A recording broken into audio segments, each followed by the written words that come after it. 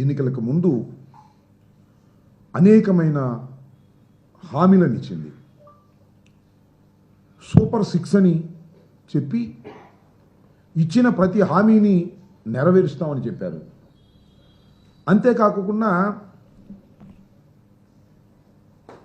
ఓట్లేండి తమ్ముళ్ళు, మీరు ఓట్లేండి తమ్ముళ్ళు, విద్యుత్ ఛార్జీలు పెంచం, పైగా తగ్గిస్తాం గ్యారంటీ అని ఊరు వాడ వెళ్ళి బలపం గట్టుకెళ్ళి చెప్పారు చంద్రబాబు నాయుడు గారి నాయకత్వంలోని కూటమి.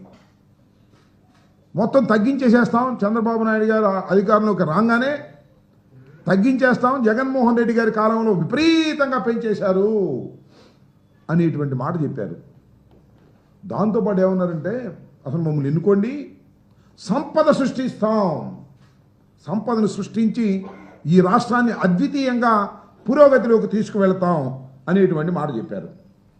ఇవాళ ఏం జరుగుతుంది? 6 నెలల్లోనే మొత్తం చంద్రబాబు నాయుడు గారి నిజస్వరూపం బయటపడిపోయింది. ఇచ్చిన మాటను దేన్ని కూడా నెరవేర్చడు చంద్రబాబు నాయుడు గారిని. పూర్వం మాట ఉంది, అది మర్చిపోయి ఓట్లు వేశారు. అదే స్వామి చెబుతారు, ఓడ మీద ఉన్నప్పుడు ఓడ మల్లయ్య అంట, ఓడ దిగిన తర్వాత బోడి మల్లయ్య అంట. అలాగే రేవు దాటిన తర్వాత తెప్ప తగలేసినట్టుగా, అక్కడ దిగిన తర్వాత అల్లుడు చేసినట్టుగా ఇవన్నీ చంద్రబాబు నాయుడు గారికి ఉండేవి. అవన్నీ మర్చిపోయి ఈయన మాటలు నమ్మి ఓట్లు వేస్తే ఇవాళ జరుగుతుంది ఏంటి అని అడుగుతా ఉన్నా. కరెంటు ఛార్జీలు తగ్గించారా? తగ్గించకపోతే తగ్గించకపోయారు. అలా అట్టి పెట్టారా పెంచుకోకుండా? అది లేదు. విపరీతంగా ఛార్జీలు పెంచేటటువంటి కార్యక్రమం చేస్తున్నారు. బాధుడే బాధుడు, ఇది చంద్రబాబు నాయుడు గారి డైలాగ్ గుర్తుందా మీకు? ఇంతకుముందు బాధుడే బాధుడు, బాధుడే బాధుడు అని చెప్పుకొచ్చాడు. ఇవాళ సావబాధుడు, ఇవాళ బాధుడే బాధుడు. 6 నెలలకే ఇవాళ 15,485 కోట్ల రూపాయలు ప్రజల మీద భారం వేశారు. నవంబర్లో 6,000 కోట్ల బిల్లు, అలాగే వచ్చే నెల నుంచి 9,412 కోట్ల రూపాయలు పెంచేటటువంటి కార్యక్రమం. విద్యుత్ వినియోగదారుల మీద, గృహ వినియోగదారుల మీద 25% నుంచి 55% అర్ధంతరంగా పెంచేసి ఇవాళ చంద్రబాబు నాయుడు గారు ప్రజలను కసి తీర్చుకునేటువంటి కార్యక్రమం చేస్తున్నాడు. ఇది చాలా దురదృష్టకరమని మనవి చేస్తున్నా. అంతేకాదు ఇంకొక విషయం చెప్తా ఇక్కడ మీకు. స్మార్ట్ మీటర్లు బిగిస్తున్నాం వైఎస్ఆర్ కాంగ్రెస్ పార్టీ అధికారంలో ఉన్నప్పుడు. స్మార్ట్ మీటర్లు బిగిస్తే రైతులకు అన్యాయం జరిగిద్ది అన్నారు.